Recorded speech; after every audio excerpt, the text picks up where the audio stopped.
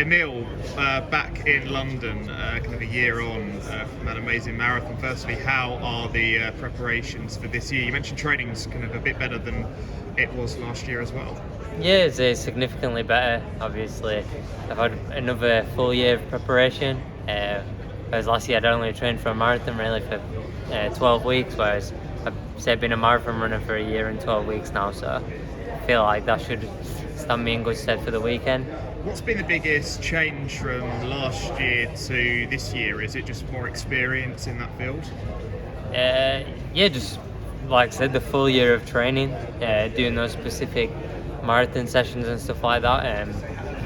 Yeah, the last year maybe I'd done, I don't know, 10 of them, whereas this now I might have done 40 of them. I don't know. I've done way more basically. So I'm just way more. You mentioned that you've been training out in Kenya then. Like, can you open up about kind of the training more generally, kind of what a typical training week has been like for you ahead of this, and kind of the impact of that both mentally and physically for you as well?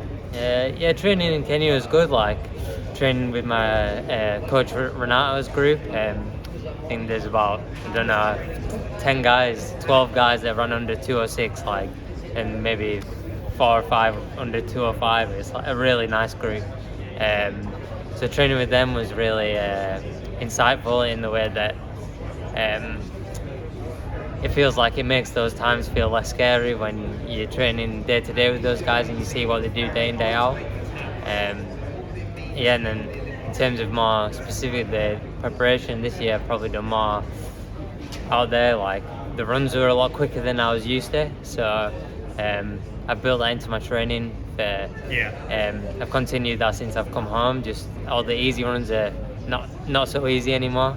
And then done good mileage and everything like that. So does that like change your perception when you are training with guys who are running 206, and do you kind of get more used to that pace over a while in training like that? And obviously training with such quality guys, that's going to suit you, in good hands in the future as well, you think? Yeah, what? Can you just repeat that? Sorry, like when you are training with such fast guys, that kind of change in perception.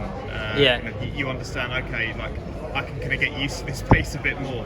Yeah, well, we train at that pace anyway. Like at home, like it's more what they do over the course of a week and a month.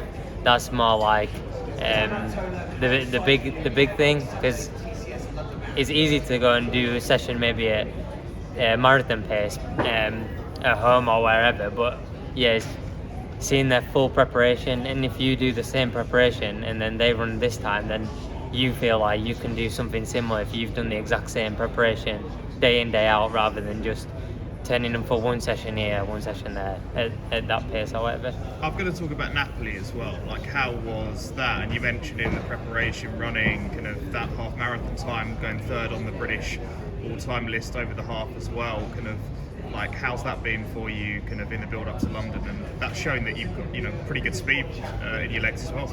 Yeah, I was happy with that. It showed that my preparations were going well, like, because I was preparing more. Like, I was with the marathon group in Kenya, so the half marathon pace wasn't really in the program too much. So it was nice to go there and show that I can still do that, and I had good pace as well as the endurance that I've been working on. And I was disappointed not to run a little bit quicker, but I was really happy with the majority of the race. So. And like with London this weekend, obviously you made your debut in the marathon last year, 2:08:07. Like, that's obviously below the Olympic qualifying standards. What would it mean to you to represent Great Britain at the Olympics? I know kind of that's obviously in Paris, and for a lot of people it's a second home kind of games after London 2012.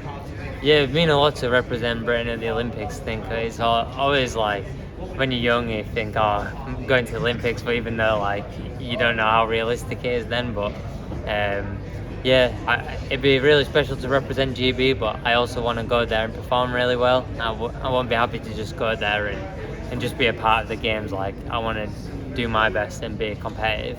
And I was chatting to a few of the Brits the other day, kind of the women's marathon runners, and they were saying like the landscape in British marathon running now is crazy, and like the strength in depth. What do you make of it? Obviously, Phil's already got the qualifying standard, has kind of got his place secured on the team. Like, what do you make of just the landscape in this country right now? Because it's really strong. I'd say we're improving, but I would actually say we're not very strong. Okay. I think if you look at France, Spain, Italy, I'd say Germany, we're actually quite weak. So I feel like we're working towards getting to a good level. Even you see Japan, there's so many countries that I feel like we're behind. I feel like we are improving, and we're trying to push and get Britain like more to the forefront of things. And finally, for me, I guess, kind of going on that, what do you think you can do over the marathon?